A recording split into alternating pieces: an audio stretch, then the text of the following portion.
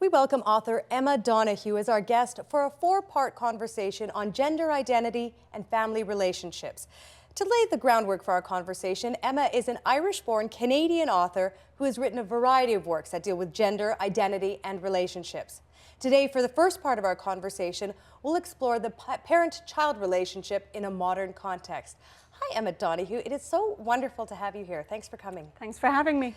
So we are going to talk about the modern family throughout this week, but I want to start by asking you about your modern family. Tell me about that. Well, you know, I come from the most traditional kind of family, and my parents were Irish Catholics who had 8 children. But my family looks a bit different in that my partner and I are both women. So we have 2 kids, and I gave birth to them both, and we conceived them with the help of an anonymous sperm donor. So, you know, when my mother is explaining how those grandchildren were conceived to neighbours back in Ireland, she's aware that she's causing a little frisson and that times have changed. Thoroughly modern. You write so much about various relationships within the familial structure, and your most recent book, Room, focuses on the relationship between mother and son and that evolving relationship. Tell me, what was the inspiration for Room? Well, you know, it was hearing about the Fritzl family in Austria in 2008 that triggered it. But I think the reason that idea seized me was because our kids were 4 and 1 at the time. So my head was already full of these questions about what you might be able to bear for your child's sake. Would you be able to raise your child well if there was only one of you, if you didn't have the whole society to help? Exactly what pleasures and compensations and yet claustrophobic elements there would be if a woman and a child were in a locked room together by themselves all day, every day. Because at Josef Fritzl, of course, the case was about a woman who had been kidnapped and had... By her own father, in fact, and had many children by him. Now, in my story, it's one woman kidnapped by a stranger having 1 child. So it's a much less horrifying and complicated situation, but it's all about whether you could have a happy childhood in a converted shed, if you just had your mother and nobody else. There's so many interesting things about Room. It's such a fantastic book. But one of the things that is told from Jack's perspective, who is the 5-year-old boy, and we normally, when we talk about that parent-child relationship, in literature and how we talk about it, we normally talk about it from the parent's perspective. If you think of things like parenting blogs and nonfiction books, and I'm curious about what you think was revealed that's different about that relationship when told through a 5-year-old boy's voice. Well, parents have such a sense of what they should be doing and what the neighbours think of what they're doing and what other people do instead. They're so self-conscious. Children are terribly fresh and authentic. They just tell you how it is. And there's a great tradition in fiction of child's eye stories. I'm thinking, say, of Roddy Doyle's Booker Prize-winning novel, Paddy Clark, Ha Ha Ha, where a 10-year-old is telling you about his parents and you, the adult reader, figure out that they're on the verge of splitting up, but the child doesn't realize it. So sometimes a child's perspective can make things incredibly new, because the adult reader is forced to come to terms with them as if for the very first time. How has the relationship between parent and child changed from the world kids grew up only a generation ago? I mean, you're comparing your experience as a parent to your mother, but how has that childhood experience changed from a generation ago? I suppose a lot of children now go to daycare or have some kind of, they're looked after by professionals as well as their own parents, whereas I was home with my mammy at least for the first 4 years.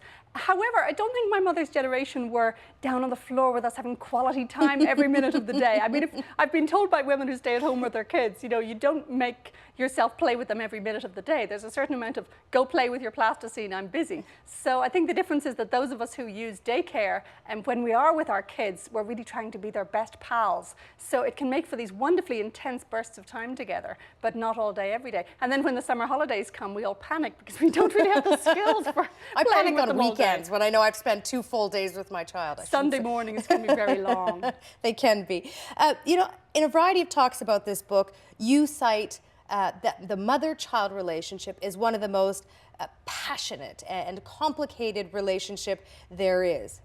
Explain what you mean exactly by that. Really, I wrote this novel because I found parenthood such a shock. Even though, clearly, I completely chose to have children. No accidents were involved. It was completely planned for and argued for years in advance. And yet, when we had our first baby, and there I was, pacing the corridors with him, he wouldn't go to sleep, I was reeling. I was the youngest of 8, so I had never been responsible for anything. I'd never even had a pet, and being a novelist is not a very responsible job. So suddenly having this small human being depend on me, I found such a shock. And of course it has its magical elements. Sometimes it can feel like you're in this little magic cocoon together, and then the next minute it feels like you've been trapped in a shed for 10 years. A tyrannical sort of element to it. Yes, one minute you're feeling like you're their boss and this poor creature is completely dependent on your whims and your rules, and the next minute you feel like you're the slave and they're getting to set all the rules. So I've always found my relationships with other adults relatively calm, you know. I'm very sort of equable, but my children can turn me into this bipolar crazy, you know, because I'm having great fun with them one minute and then I'll completely lose my temper the next minute. And the volatility of it is very humbling, yeah. For Jack and his ma, issues around separation and external influence do not exist, at least for the first half of the book when they're living in this room. And it's so remarkable that Jack seems so happy, or at least relatively happy, with what he considers to be such a normal existence, surrounded by a normal circumstance. And how does the lack of those external influences shape that mother-son relationship in this story? Well, one thing that's interesting is I think kids are usually content with whatever their norm is. They're not worried about whether they are statistically average. So, you know, people often say to me about my kids, oh, do they find it very distressing not to have a father? And I say, no, it's what they're used to, and nobody has ever told them that it's a problem, so they're fine with it. Kids are fine growing up in mud huts and in skyscrapers. In so many different settings, they find a way to get what they need. So in the first half of Room, Jack is in that situation that he doesn't know that their living arrangements are abnormal. He thinks it's absolutely, you know, fine for him to be still breastfeeding at the age of 5. And then in the outside world, of course, people are treating him like a pariah for these things. So in a way, the whole book was an exercise in showing how kids can get used to anything and they can find their happiness so long as they're given the basic elements of love and care. Whereas in the outside world, we're far more judgmental about exactly what form families should take. And we worry about, as parents, I worry about when my daughter gets older and she wakes up one day and figures out that I'm brown and daddy's white. What will her reaction be? But we worry about this more as parents than the children do. Absolutely, yeah. My sense is that these things don't weigh heavy on kids at all. I mean, what my son worries about is things like, when will he get the bit of Lego Ninjago he wants? It's not how statistically average his family is. You know, the argument has been made that although Room is set in this confinement in the literal sense, it does speak to the larger issue of sort of the parental desire to shield children from harm and from the outside world. Does Room really, in that sense, have this universal message? I think it does. I think I was lucky enough to tap into something very universal. And when I was writing the book, I tried to make almost every interaction between Ma and Jack something that I've had with my kids. I mean, you know, Jack is 5, so he might have a moment of learning something about the world at 5 that my kids would have learned at 2, but it's the same kind of thing. Those moments when the parent wants a little bit of time to themselves and the kids want the parents always to be right there beside them. So I never tried to think of Jack as a freak. I always thought of him as a very ordinary boy having the same kind of dynamics with his mother that any child has. And I think, yeah, I wrote the whole book in a way as a meditation on safety versus freedom, because, I mean, for Ma, it's a question of, does she keep Jack here in this locked room, or does she risk his life by helping him to escape? At what point is it worth it to try and get him into the broader society? And similarly, for every parent I know, there are moments all during the day when you say to yourself, well, okay, the child definitely needs the seatbelt in the car, but do they absolutely have to wear their helmet if they're only scootering 10 yards down the road? So we're constantly readjusting our rules based on how old the child is. You know, can they cross the road alone? Can they brush their teeth? Exactly what mixture do they need from you at that moment? Do they need more safety or more freedom? I want to read a quote from Modern Parenting. This is from an article that was in the Financial Times magazine in November. Just take a listen to this. Last year, a friend of mine sent a shipment of green rubber flooring at great impractical expense to a villa in the south of France because she was worried that over the summer holiday, her toddler would fall on the stone floor. Generations of French children may have made their way safely to adulthood, walking and falling and playing and dreaming on these very same stone floors, but that did not deter her in her determination to be safe. This was, I think, an extreme articulation of our generation's common fantasy, that we can control and perfect our children's environment. And lurking somewhere behind this strange and hopeless desire to create a perfect environment lies the even stranger and more hopeless idea of creating the perfect child. Emma, do you agree with this assessment of modern parenting? We can all think of funny examples, like people who read the works of Dickens to their child in utero and play Mozart and so on. I never did the flashcards.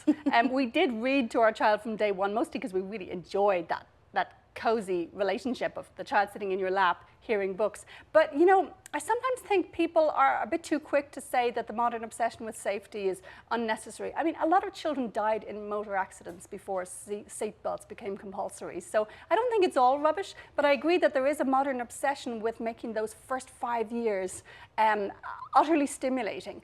And I've heard it very well put that yes, a lack of stimulus might be bad for a child in the first 5 years, but it doesn't mean that 100% stimulus is the best. I've always treasured daydreaming time. If I see one of my kids lying on the floor talking to a piece of Lego or a toy, I think, back away, don't bother them. This is not a time to be imposing flashcards. And free time for you. And I daydreamed much of my childhood away, and it paid off, you know?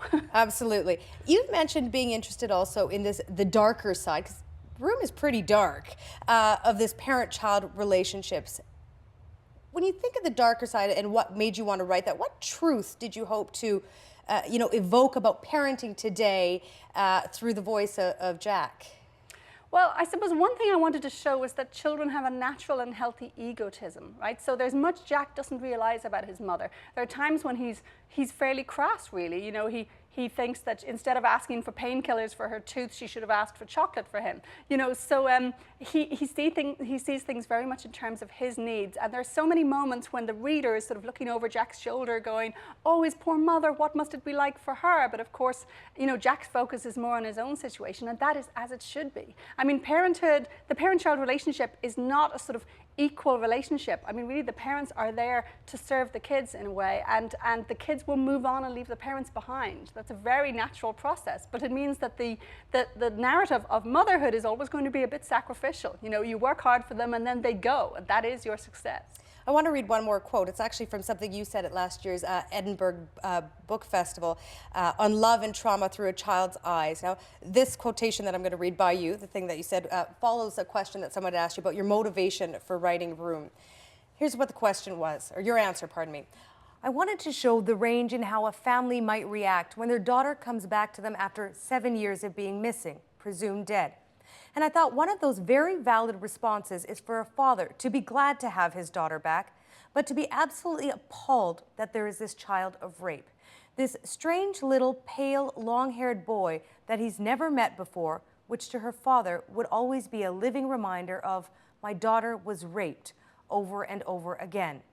So I don't think you can shy away from the psychological discomfort here. That's something else the media tries to do. Photos of the family's happy reunion. The sentimentalizing of every family relationship is just disgusting. How widespread do you think this temptation to sentimentalize familial relationships goes? Oh, I think we see it in, for instance, everything written about the royal wedding recently. I mean, we really need to believe that there are, you know, cozy things going on all around an event like the royal wedding. There's so many sort of photo stories in which, you know, beautiful people are gathered on their beautiful sofas, and it has so little in common with real family dynamics. And I often feel, you know, if we're out in public and the kids are squabbling, you know, I often feel slightly sheepish, like other people are going to see us letting the side down. But I mean, that is what families are like, you know, they are messy and they are moody, and they're never the same thing for more than 24 hours. When you look at the journey of fiction and writing about that parent and child relationship, and that takes us to Room, look to the future. Where do you see this sort of going, this journey in fiction about parent-child relationships? Oh, that's an interesting question. I think probably as the children who are in this generation of, you know, with the helicopter parents, with all of us hovering around them with the educational toys, as they grow up and start to tell their stories, I think there'll be a real sort of backlash, a real revisionism, you know, like my horrendous parents were always hovering around me. I want some space. I want to go into the woods and be on my own, you know. Do we have it right, though? Because, you know, humans always like to think that we evolve and change for the better.